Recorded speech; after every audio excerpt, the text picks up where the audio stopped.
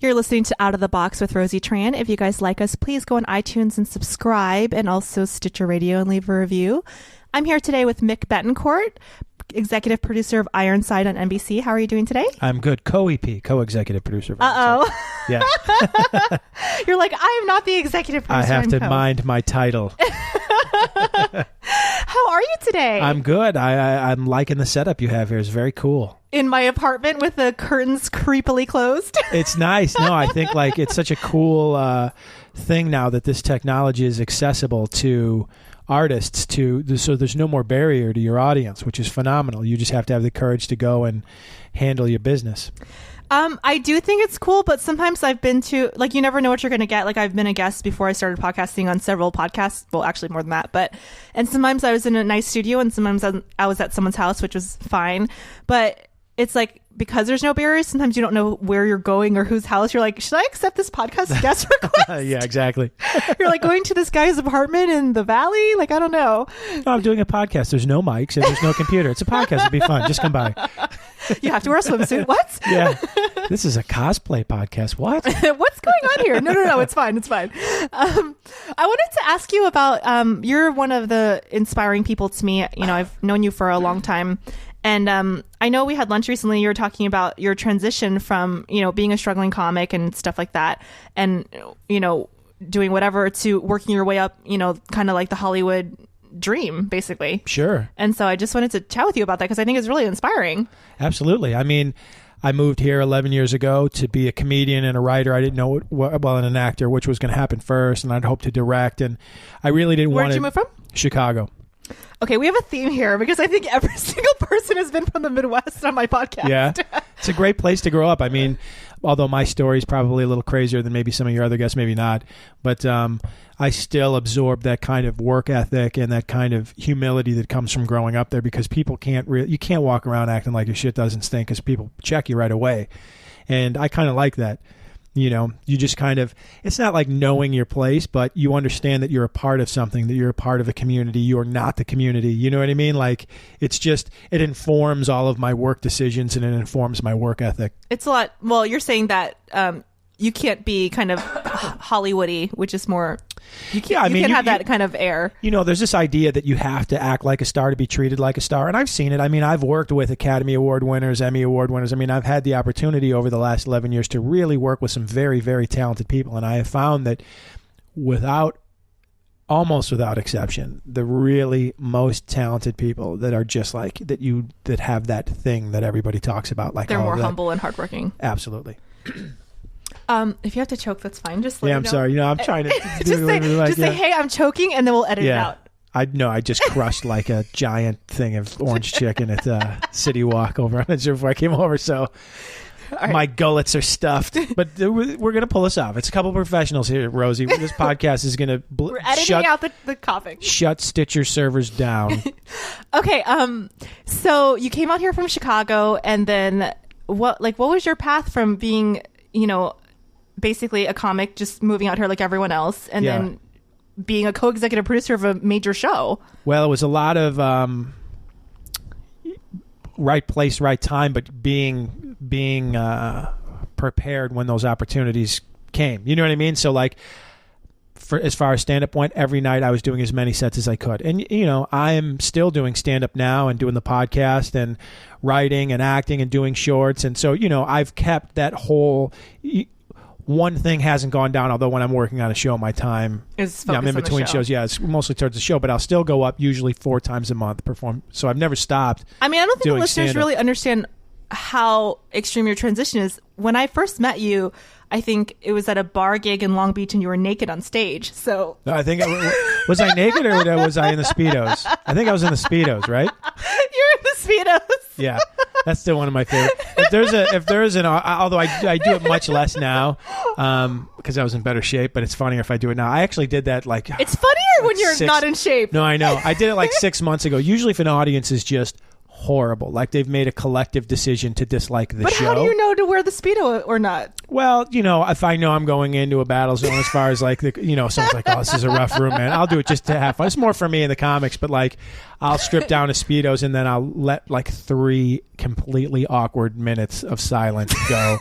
as the audience is like weirdly, nervously laughing and not knowing what to do. Just so you know, everyone's Googling you on YouTube right now, going, Yeah. what is Speedo? What is she talking about? And then I just say, who here is serious about swimming? It's so dumb. I love doing it. It's so dumb. So yeah, I mean, that's funny. That Long Beach gig is a place called, I don't know if it's still there, what's called Taco Beach. Beach, that's right. Yeah, we would drive 45 minutes to be able to do 20-minute sets for free, and they would pay you in tacos. I remember that. Yeah, so like, and that was a big deal because they would give you food. So I think they did Ty Rivera started there too. I just called him the other day to do a gig. I think they do drink specials, but I don't drink, so I enjoyed the free tacos. Yeah. I mean, you know, to drive somewhere almost an hour away to do a 10 or 20-minute stand-up set to get paid in tacos, I mean, you really have to be committed. You're not going to do that to waste your time. I mean, you have to be passionate about the craft of stand-up comedy, and I think that has to transcend into whatever else you're doing. So if it's podcasting, you don't want to divide your time so that nothing is receiving your full attention, but if you can juggle and manage a bunch of different crafts or pursuits and commit to that level on each one, I think you're hedging your position for success in any of them. Well, I agree. And I think that's why I was so resistant to podcasts for so long, because I've had people begging me, oh, you should do a podcast. You should do a podcast. Oh, you should be my co-host, you know, this and that. And I'm the kind of person, if I do something, I'm all in or Sure. nothing. Like, I'm not going to do a podcast and then 2 months later, oh, I can't get any guests or whatever. Like, if I'm going to do something, I do it. Yeah, no, I agree. You had that. Why do anything else? Otherwise, some you're people- wasting your time and you're wasting everyone's time who's involved. I think a lot of people have this. I've noticed, I know a lot of comedians also, and just people in general, who get really, really excited about stuff, and then they want to do it and they get gung-ho and they get hyped up, and then they're super excited for like 2 or 3 weeks. Sure. And then it gets a little bit hard, and then they're like, okay. Yeah, I mean, I'm not going to do this anymore. how do you deal with things once the passion and the total excitement to do them fades? How do you deal with How do things you deal with when... them? People go, oh, well, I guess this is not for me. And Yeah. so they're not really committed to it, which is why I get it, but you know, so you tried it. I'm a big Yeah. fan of like trying something and then going, it's not, but at least you tried. Yeah. But then expecting something for nothing, like expecting success because you tried. Well, Louis C.K. says that. He said, he would always hear comedians complaining about their career wasn't going where they wanted to go. And meanwhile, when he wasn't getting up, he was writing, he was directing shorts, he was doing, because he actually directed a bunch of stuff before. Sure. Short films. And Pootie other things. Tang. Before Pootie Tang even. Yeah. There is this short film that he did with Jim Norton in it that I saw, where Jim Norton, I can't even remember, so I don't want to talk about it, but it was like a little short. Yeah, and there was the one with the jazz player that I think Ali the LaRoy jazz was in. player. Yeah, the trumpet player. Do you know what it's called? No, you can't can remember. put Louis C.K. short films in Google and magic will But happen. yeah, so he's got tons of stuff. So he was like, okay, well, I can sit here and complain about my career, or I can do something else. Well, that's like look, you're doing a podcast and there's it's going to be what you want it. It'll be exactly what you want it to be as long as you're willing to commit to the work. And I think that translate into whatever you want to do. Like, there's never been an opportunity for artists to just access their audience ever. There was always a barrier to the audience, which was controlled by companies or networks or studios. And that certainly exists now, but all of that's going away. It's all going away And now. I think that people in the system are scared shitless. Sure. I think a lot of them are scared shitless that the system is going to collapse. Yeah, I mean, you kick the dog a bunch, and now the it's going to bite you in your ass. I mean, and look, that's a part of the business that has a negative slant to it.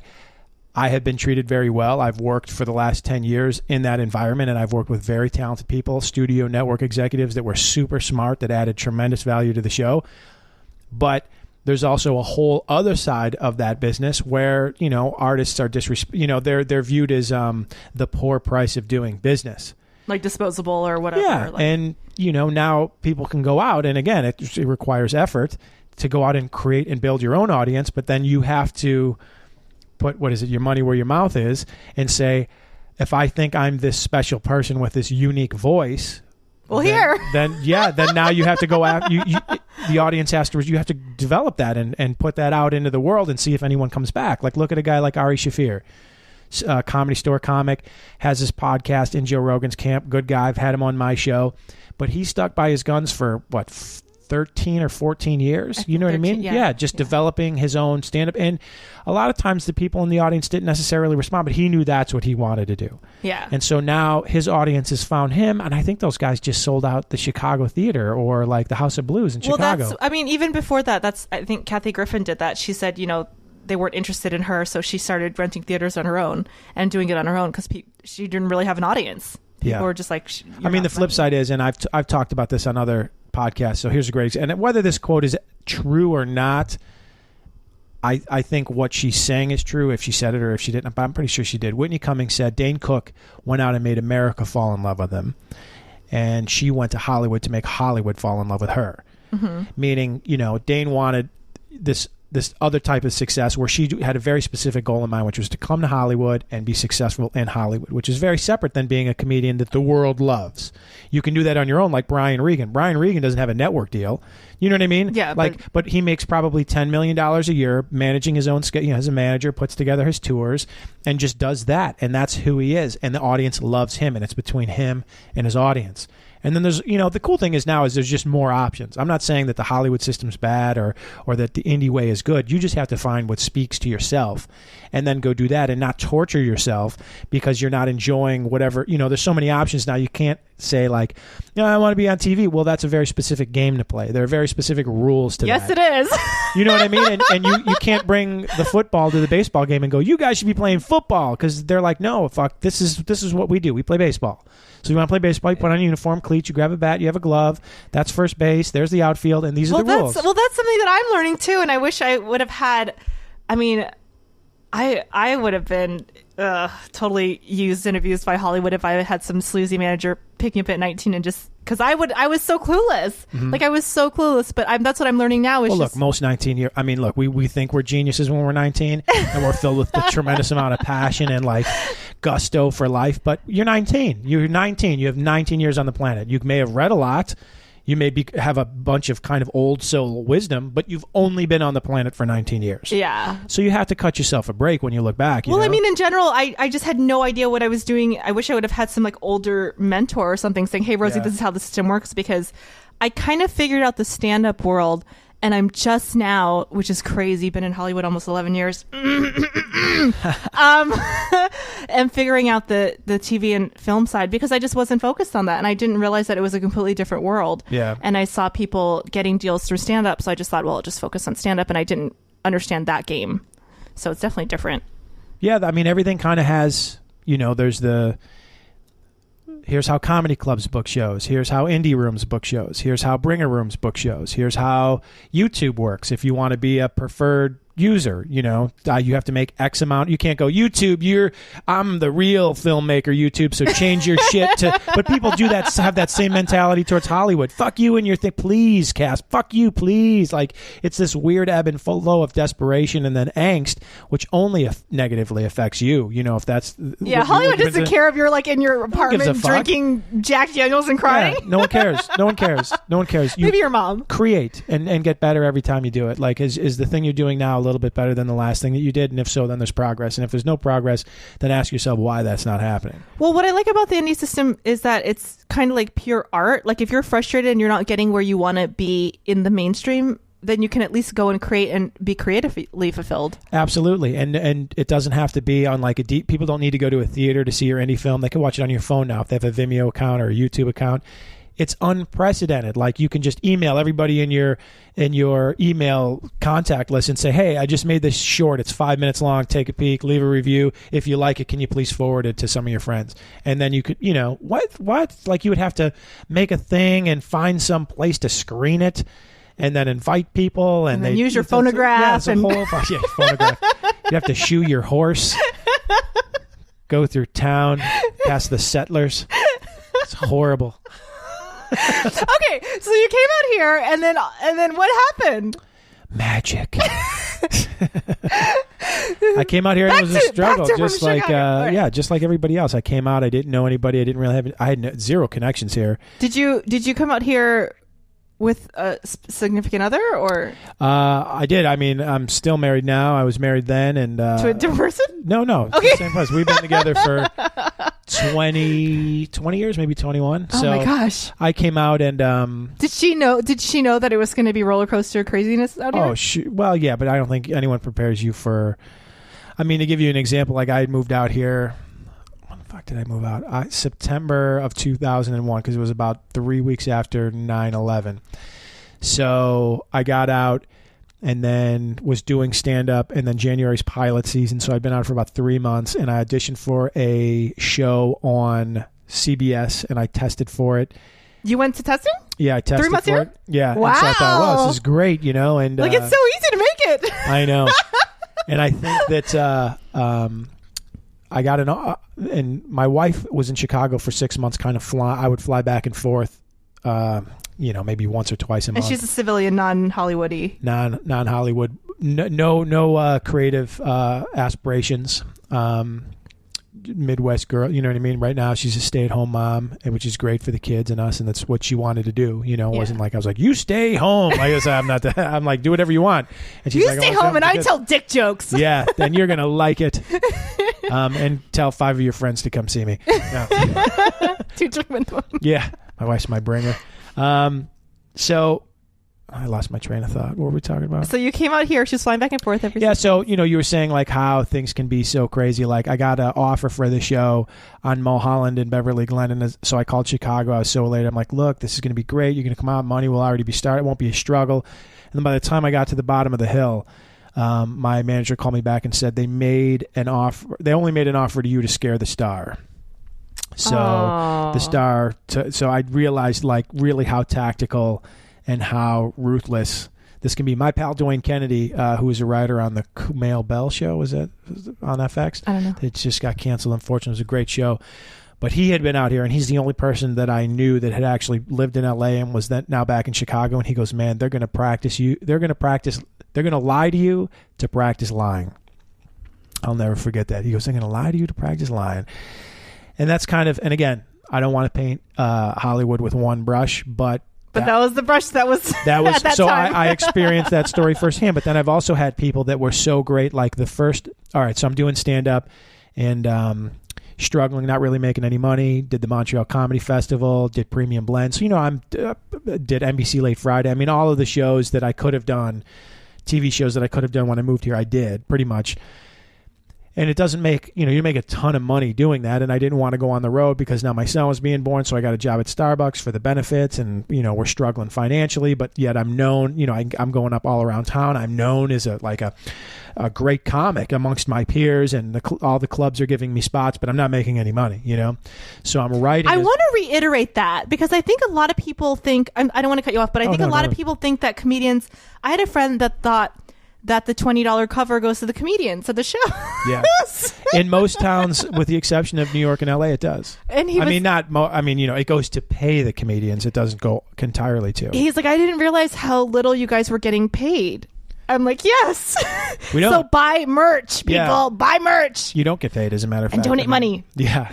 I mean, here's the cool thing, and obviously you're fans of podcasts. If you're listening to podcasts, what's happening now is you're having comics like myself, like Rosie, and many other people like Tom Segura, Christina Putzinski, the Death Squad guys, very successful podcasts that are changing the game because what they'll do is they'll call, say, a music venue that's predominantly dark on Mondays, right? And they'll say, can I use your venue? You keep all the liquor sales and I'll keep the door. And so they negotiate these deals, no manager, just the comic and the business owner and the audience. Again, less barriers of entry. Yeah. So that if you're a super fan of, say, your show and your fans want to come out and see you, and they do want the $20 to go to you because they know your podcast's free and they know that you put a lot of work into it and they know you're going to give them a good show live, we'll pay $20 confidently knowing that that money's going to you. Yeah, Stanhope was doing that. Yeah, so, you have a very do-it-yourself indie scene happening now because the audiences or whoever's creative, whatever you're doing, storytelling is between you and the audience. Well, you have that. You self-produce shows. I do. I've been doing that for 17 years. Yes, very smart. Don't give money to the clubs. I was doing, it's funny now, but there was no podcast to really promote it, so I couldn't do it in, say, like a tour like a lot of successful podcasts can do now. I would just do it in Chicago or I was a part of the community, had access to the comics that I wanted, and I would rent out music venues and rent, 300 chairs and sell the show out before the doors even opened, just to book book comics that I wanted to work with because I knew I'd be on the show. Mm-hmm. You know, and that was a way for me to network before, you know, I really knew what I was doing. It sounded like you knew what you were doing to me. Yeah.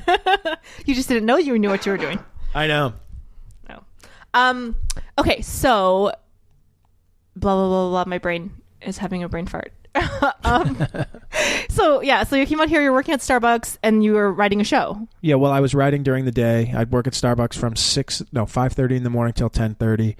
Write from 11 till 2 when my wife was going to go to work at a front desk at a hotel, and she'd work from 2 to 10, but then my son would go to bed at 8, and then I would write some more, and then on the off days I would do stand-up. So, and I was writing... So you were busy. 7 days a week.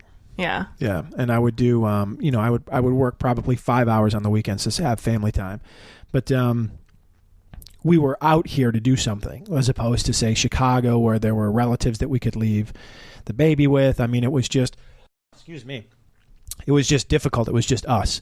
So everything was a hustle, and everything was really elevated as far as the pressures and the anxieties.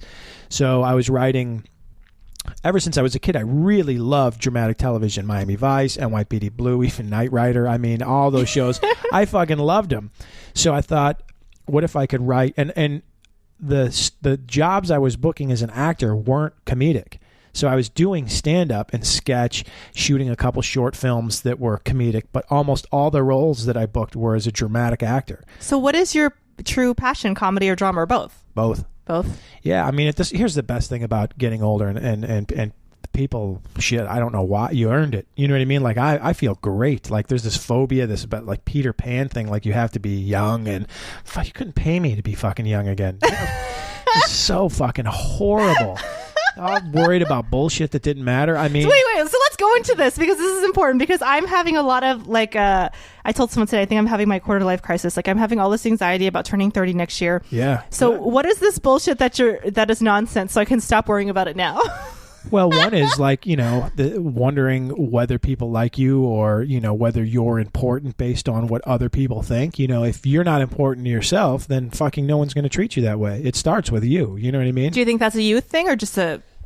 Well, sure. There's there's this desire to be accepted and be a part of, which is fine. I'm sure that's part of the human genome. But at the end of the day, you have to be happy with who you are, and if you're not, you have to be honest and willing to do whatever work you need to do to change for yourself, and not to appease other people. And I think that's a big part of being young, is wanting to appease and be accepted. And now when you say, do I like comedy or drama, on the surface it seems like, oh, you asked me a question where there's choices, so I should pick one, right? No, because I do both. I did a set last night at a comedy club. I headlined a club Sunday. I do that. That's who I am. I am a comedian, but I can also direct, and I can also write, and I can also produce, and I can act dramatically, and I can act comedically. I can write both, all at really high levels. And I used to be embarrassed. I can't tell the comedy people. Fuck that. Fuck that. This is what I do. I'm going to continue to do it. If you don't like it, I hope you go fuck yourself. I love it. It's none of my business whether you like it or not. It really isn't. Well, I do love it, Mick. Well, thank you. But that's what I'm talking about. It's really none of my business. Look, if my work is subpar and I'm doing it intentionally, or I'm being lazy, then it is my business, because you're telling me something that's negatively impacting you. But if it's just on the surface, you want to give me your 2 cents about what you think I should be doing in a non-constructive way, or a negatively critical way, I have no time for it. See, I don't have an issue. I know what you're talking about. I had an issue with that when in my early 20s, of being likable and having people want to like me and stuff like that. I don't have an issue with that as much. Actually, I've let go of a lot of, which is great, caring people's other opinions. What I personally am still struggling with, I think, is I can't, if it's like a stranger or like a friend, I'm just like, okay, thanks for sharing, like whatever, it's your opinion. But when it's people in my life, like either relatives or like close family members, I still like take it so personal. Sure. And that's something that I'm just like, oh, how do I tell these people to shut up? Well, there might be something there, and I the same thing, because these people know you, they've known you your whole life, and those are the comments that can cut the deepest. But you just take it. All right, is there anything that they're saying that's legitimate? No, then I got to let it go. Yeah, it's tough though, because those are the people that really, really, really know you. So you're like, oh, really know how to stab hard. Yeah, are they telling me the truth, or are they just fucking with me? Well, sometimes those are the people too, who might actually be cited, because I know sometimes, like they say, you should never do business, or it's not good to do business with family, because sometimes they'll, like if say you lend your sister money, if you lend a stranger money, then you would be maybe more aggressive with getting it back, but it's your sister and she can pull that I'm your sister. I don't think you should ever lend money and expect to get it back. That's true. Once you do that and you're like, wow, I got it back, that's amazing. It should be as a gift, right? Like a just surprise. Say, well, no, say, hey, you're borrowing $100, awesome, here's $100, and then just never think about it. You know that I'm never going to see that again. Then that expectation is never disappointed. Yeah. I've had to do otherwise that a couple you're going times. to fucking drive yourself insane and send horrible emails and texts. They owe me 50 cents. I'm going to fucking kill you. I've actually lent people money a couple times and they didn't pay me back, but it was what is it? It was like the way that they handled the situation. It was like I would have rather lost $500 and seen how they would react. Does that make sense? See how they would react than like spend a lifetime not knowing. Before, seeing that we're on the topic, I would love to borrow $500. I don't know. There's some phrase that I'm like screwing up, but someone's 600 if it's cool. 7, 8. I need 8, but if you have 1,000, that's cool. Shut up. 1,000 is good. Okay, we're totally off topic. I know. So you're writing 7 days a week. Where was the leap from struggling working at Starbucks, writing 7 days a week, probably driving your poor wife insane? Well, I booked a dramatic pilot, and then I asked the guy who co-created that pilot if I could take him out to lunch and just talk to him about this idea that I had, not to really pitch it to him, but to pick his brain. Yeah, because as a comic, and I've done this myself, I am so passionate about something, but because I'm so passionate, I'm a little disconnected from the reality. And I see, like, sometimes someone will say, hey, come see my show, and I'll go see it, and they'll bomb. And then they'll come off, and they'll be like, how fucking great was that? And there is an incredible, egregious disconnect from It's called what laugh happened. ears. Yeah.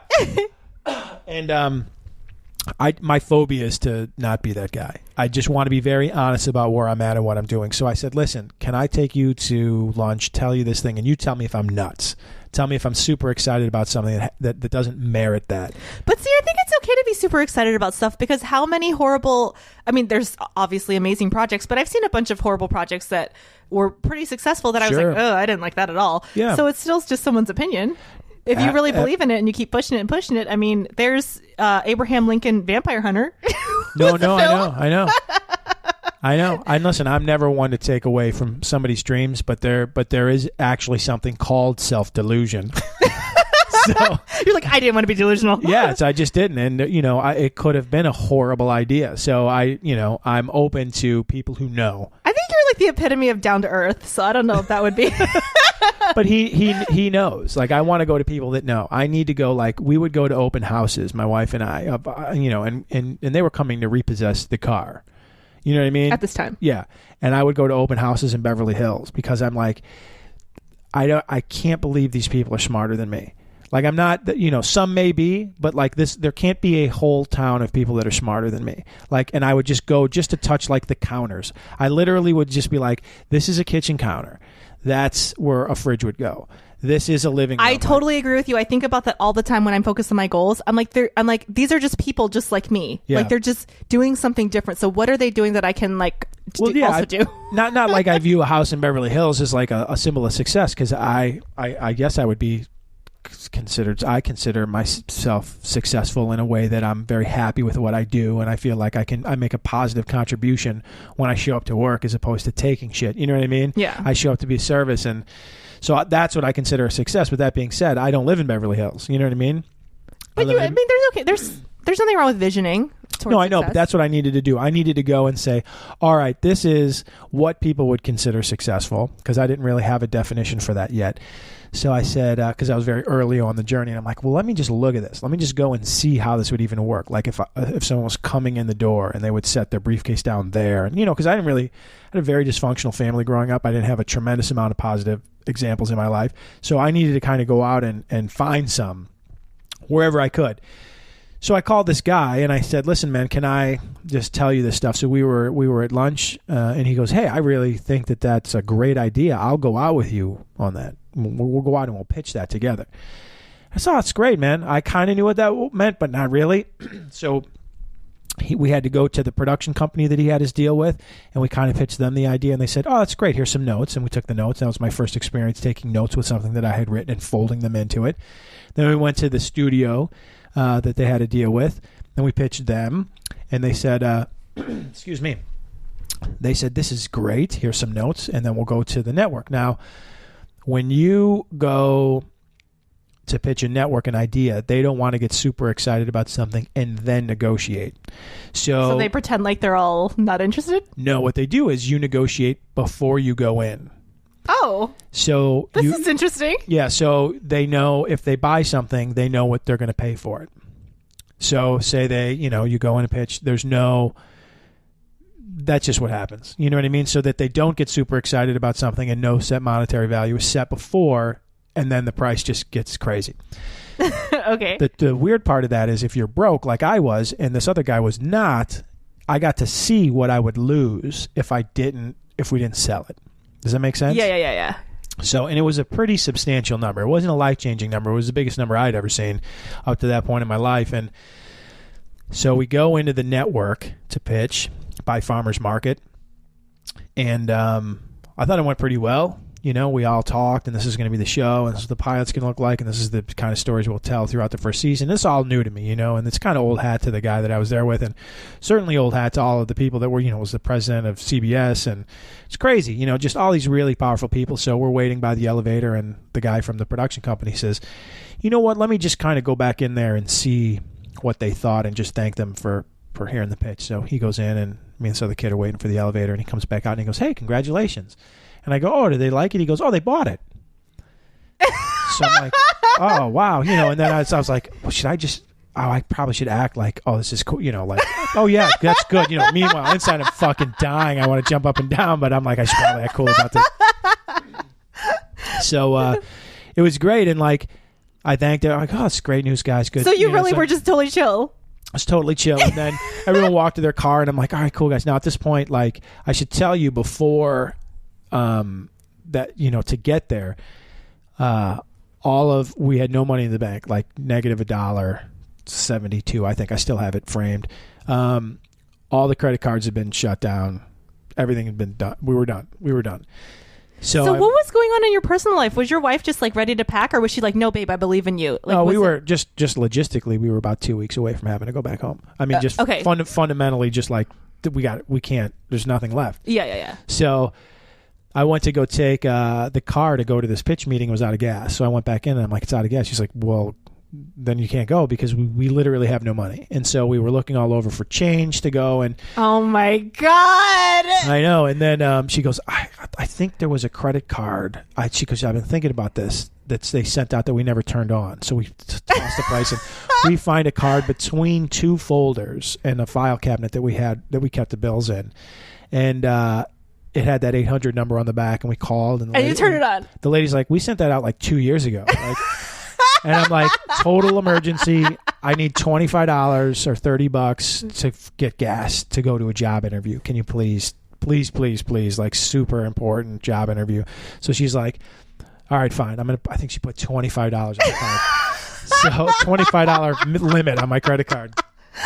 And so I ran to the gas station, flew over the hill, parked, and so I had no money. And so after we found out that that they bought the show, then I ran from CBS Pico to Farmers Market because I knew there were payphones in the back of that outdoor Farmers Market thing, and I had called her. I had to call her collect because I had no money. And so she answered the phone, and I'm just totally crying. I'm like, they bought it, and it was just a magical moment, and that was my first. My foot in the door for the world of dramatic writing. I co-wrote that pilot. They wound up never shooting the pilot. And, the money allowed us pretty much to square away most of the debt that we had, and then allow me to have about what did I put in the bank after taxes and commissions and everything. It's funny because everyone goes, oh, you guys make a ton of money. And at certain stages, you'll make what's great money. I mean, I was a truck driver in Chicago, so it's always good money to me. But you get taxed at 40%. My agent gets 10%.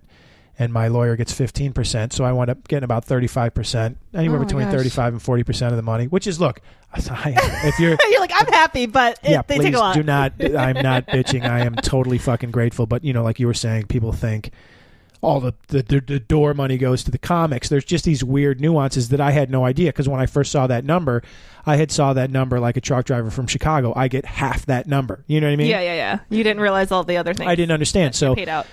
And again, from where I came from to even getting that opportunity was fucking amazing. So yeah, it allowed me to, and then nothing happened. And then because we co-wrote it, everybody thought, because this guy was such a hot writer, that he was the guy that did everything.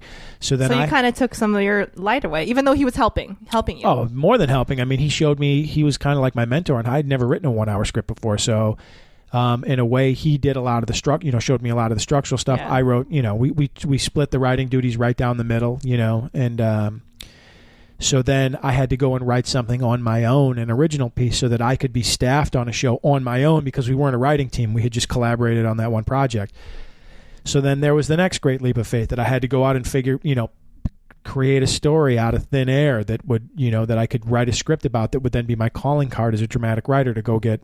And that was the next thing that I did. So was that a lot of pressure, because you had never written that, right? Well, yeah. I mean, I had written in my own voice, but certainly not in someone else's. So when you write a spec, you can write an original one, which is just a story that you're coming up, which is what I'm doing right now, as a matter of fact.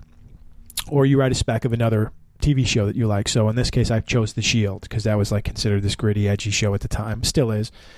But that's what I was being pitched at, is this gritty, edgy crime writer. So I went to Fry's, and I rented the DVDs, because I hadn't seen the show before, and I was watching. I was like, oh, this is a really good show. I have no idea how to fucking write one of these, but it's a really good show.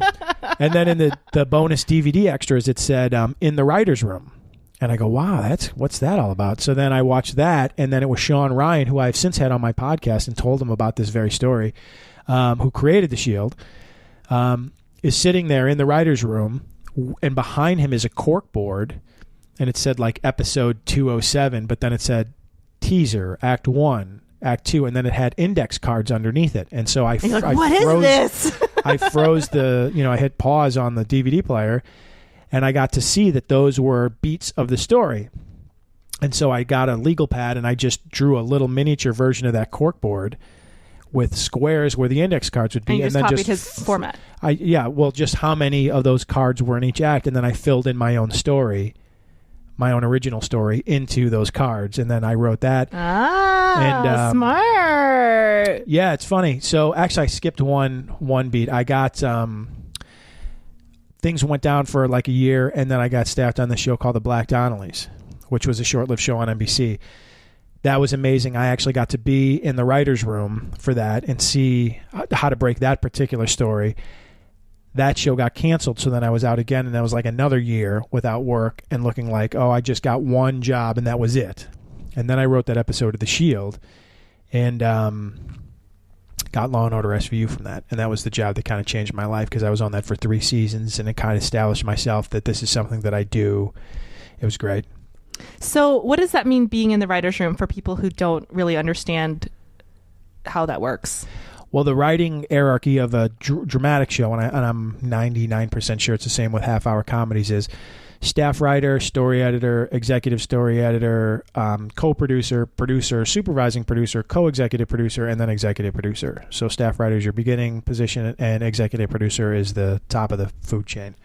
So who is in the writer's room? In the writer's room is everybody in there. Usually the executive producer, up to probably a producer, will do what's called run the board. So there'll be a dry erase board, or there'll be cork boards, and you will just basically beat out stories or flesh out stories. So the showrunner, who's the executive producer, will say, all right,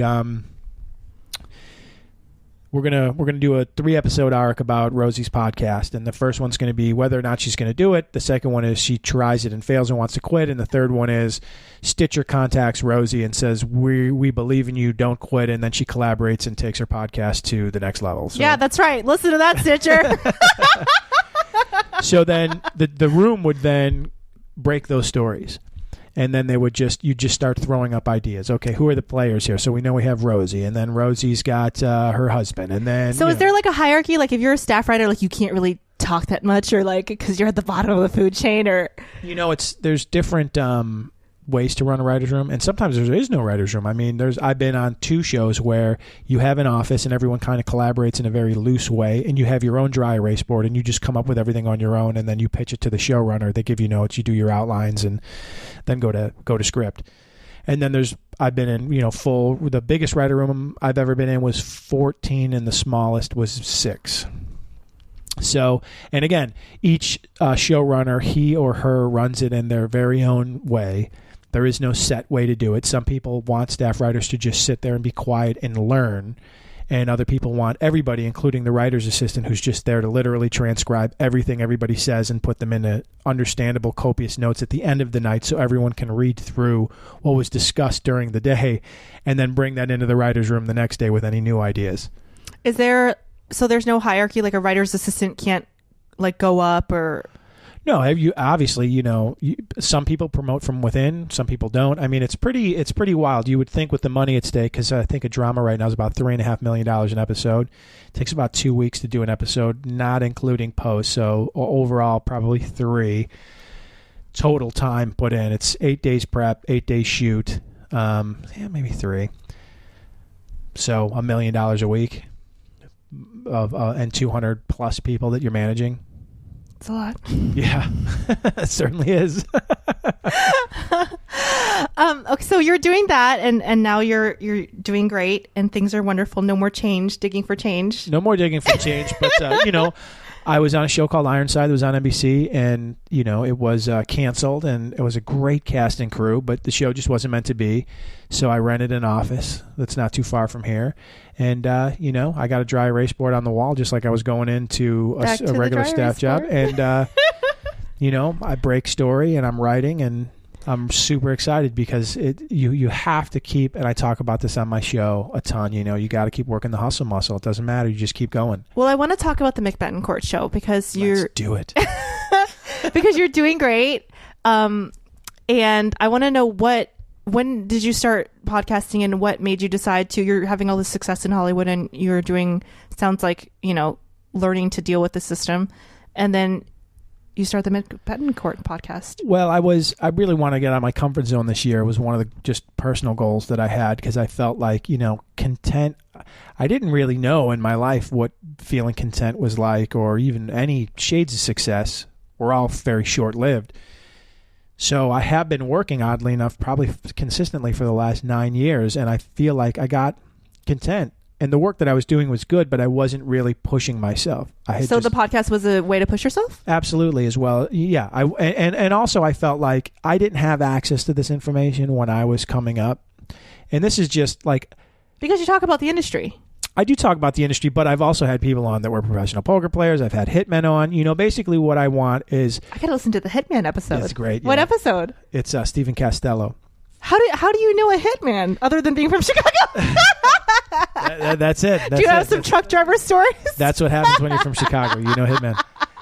But the real point of the show is it's the log line is half comedy, half drama, all heart. And I spent most of my career in comedy and in drama equally. And I believe you got to live your life with heart, So I wanted to have people on who I thought had great stories that were successes by their own definition, that had overcome adversity and obstacles and talked openly about that, because I think people from all over the world, and the show's in 28 countries and the show's doing really, really well. We all, the big fucking joke that you don't get until you get it is we're all the same person. We're all the same person. This guy in New York once told me, he goes, "Kid, the only thing unique about your life is that it's happening to you." And that had a very profound effect on me, because I can have all these different people from all these different walks of life, and everyone wants to be loved. Everybody wants success. Everybody experiences fear and obstacles, and so everyone becomes so private about it. And I don't buy that shit anymore. I think it's toxic and it's counterproductive. It is toxic because what happens when you push those emotions inside is you get grumpy and mean, and other things happen. Well, nothing happens. You fucking shut down. So like, there's you feel bad about yourself. Yeah.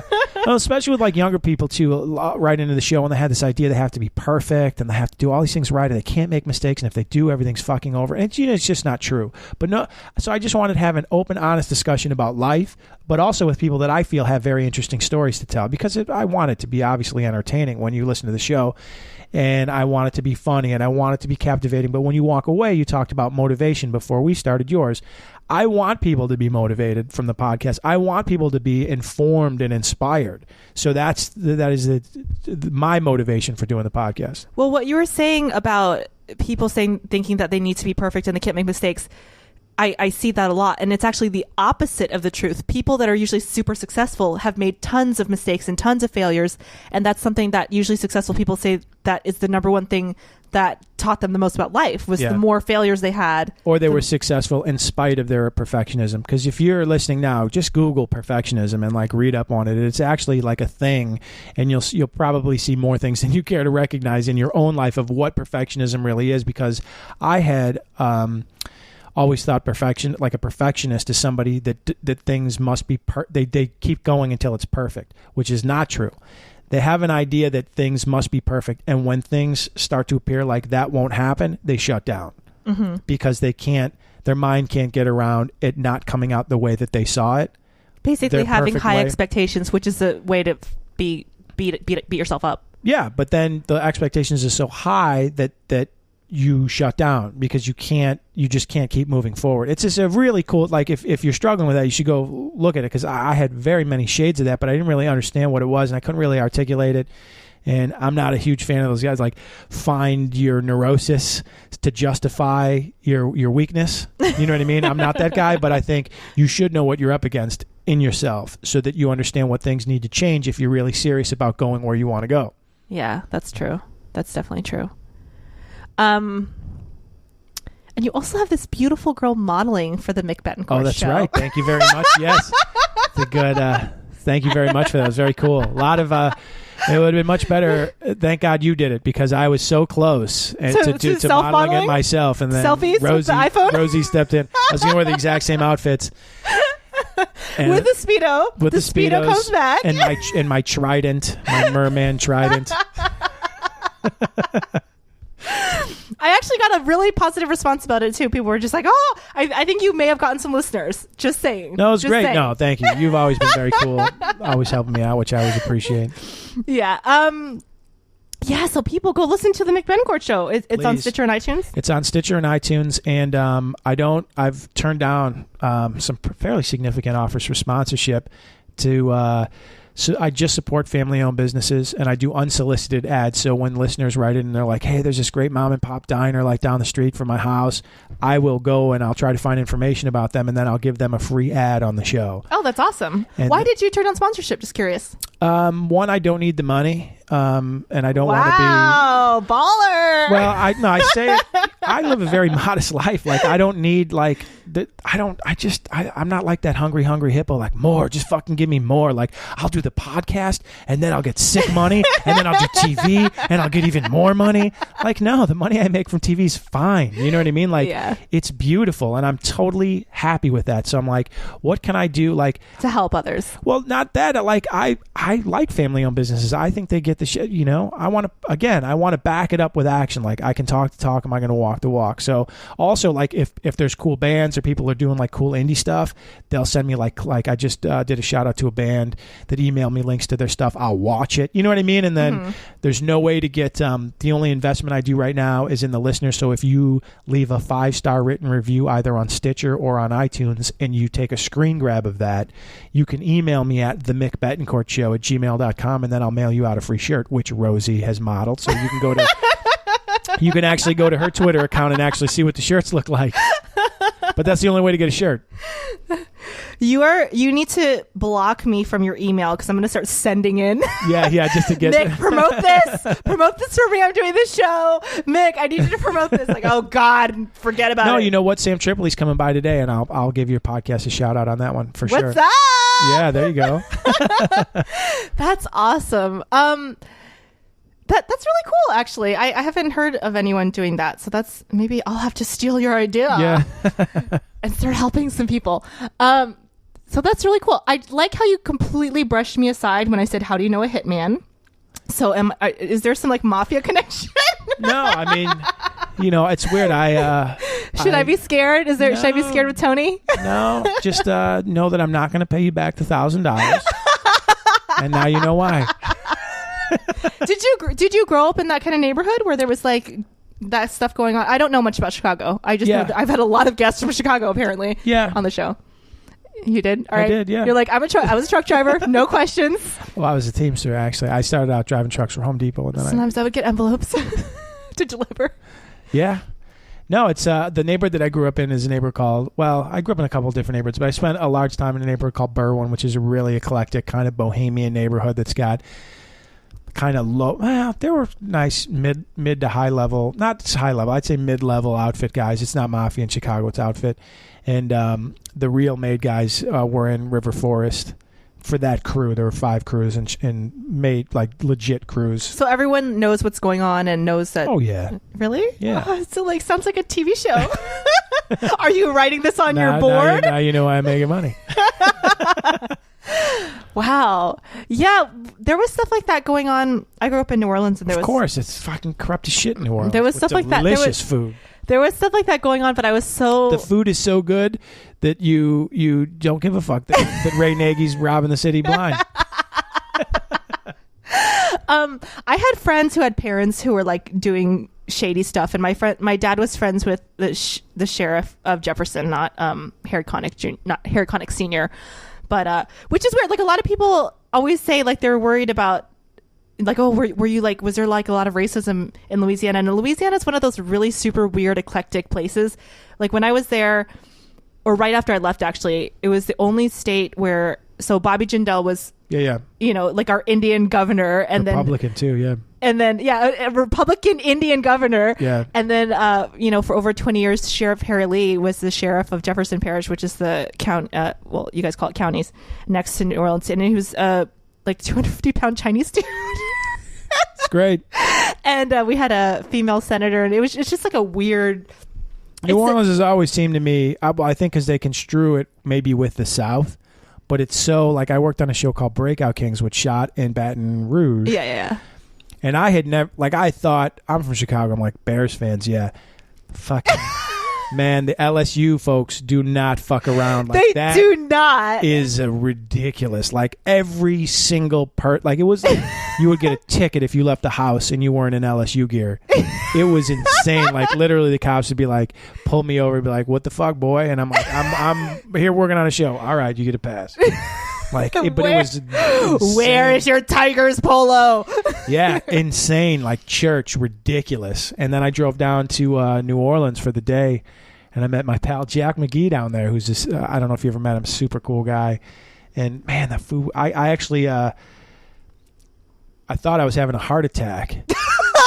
But it turns out I was passing a gallstone, but I didn't know that. And I collapsed like in front of the doors. I'm sorry to laugh at this, but I can just imagine you eating like some fried shrimp po' boy or something. No, I hadn't gotten there yet. I was driving. Like I thought I was having a heart attack Friday in Baton Rouge. And I'm like, fuck it. I'm not dying before I see Jack in New Orleans, because I love the food so much that I've tasted like northern versions of it, but never had the real deal. Never been on Bourbon Street. Never been to like, we went to some place on Magazine. Yeah. And but here, so I'm not dying until I fucking, and of course I can't tell my wife because she would tell me to go to the hospital immediately. So I make it through the night. I'm driving, what is it, like maybe 2 hours from Baton Rouge to... It's 2 hours, hour and a half, 2 hours.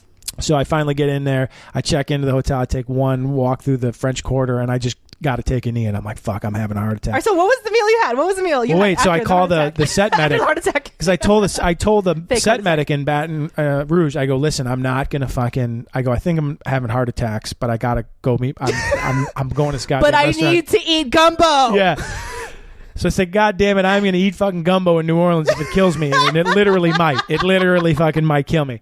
So I said, you need to give me the name and number of someone I can call, because I am not going into an ambulance in the French Quarter and winding up in some fucking swamp doctor with a rusty saw that's like, we'll fix it. So I'm like, I take a knee and I'm like, I'm going down. I got to go to the emergency room.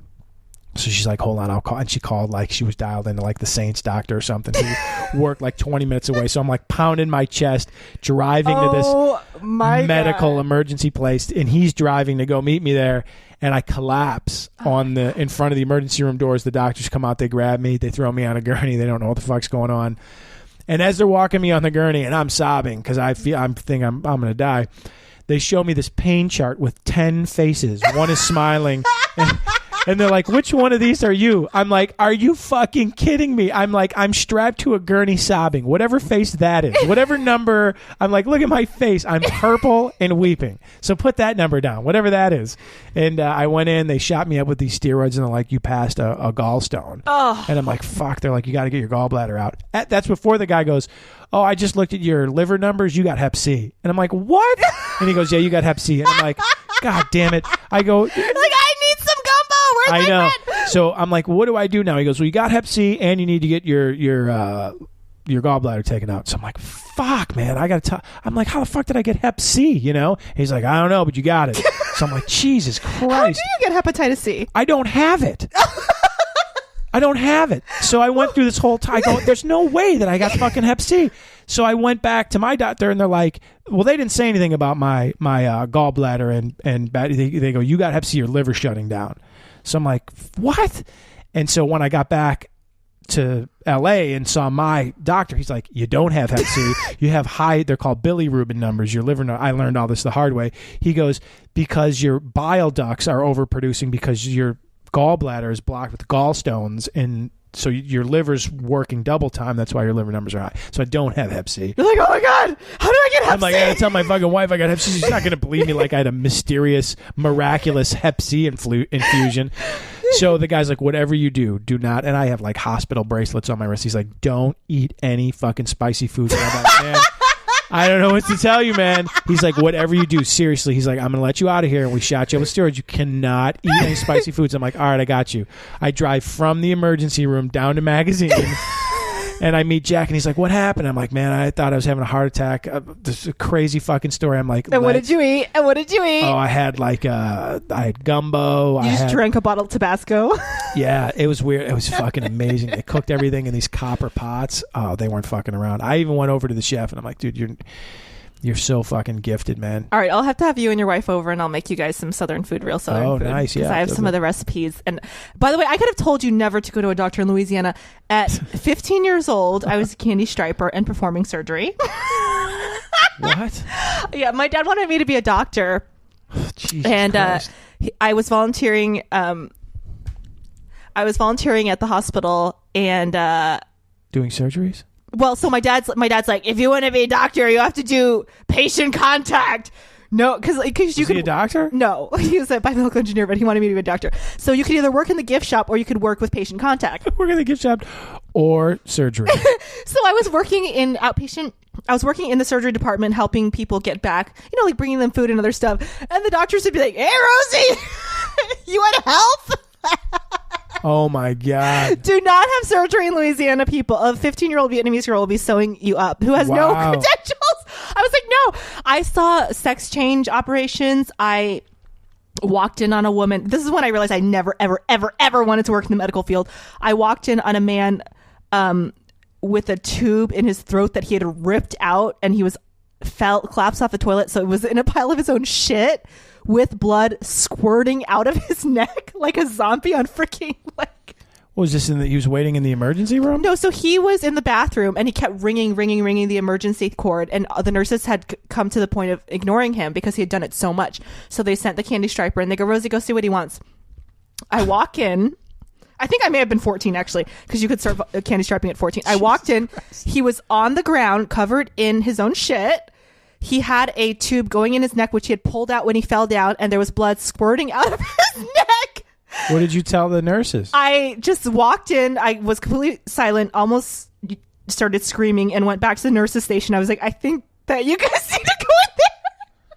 And call me when you need me to do surgery. Do not get surgery in Louisiana. Yeah, do not start surgery without me. I'm going to finish my candy striping rounds. Please prep my patient. It was bad. The things that they would have me do, it was bad. They were just like, can you do this? We're too lazy to do this. And I was like, I'm 14. They're like, you're good. Holy shit. Don't get surgery in Louisiana, especially in New Orleans. And I worked at a good hospital. I didn't even work at charity or like, good one. It was a private Bad ones hospital. don't have candy stripers. All right, we're going to wrap up. Do you have anything else to promote? Just the Twitter account, which is at Mick Betancourt, MickBetancourt, and you can go to the Mick Betancourt Show. You can find it on iTunes or on Stitcher. So please leave a review. I'd love to send you a shirt. Yes, and also he's doing free sponsored ads. So if you have a cool company, make sure it's cool though. Don't promote your weird dildo company. No, if you're doing, if you're a community business, and I'd love to hear from you. Or if you're an independent filmmaker or a band or whatever, I'm really just trying to build a cool community of like-minded people that just really want to experience their own lives and have kind of a do-it-yourself mentality. So reach out to me at the Mick Betancourt Show at gmail.com. That is awesome. And guys, visit outoftheboxpodcast.com and click on the donate button if you want to help support the podcast. Do it.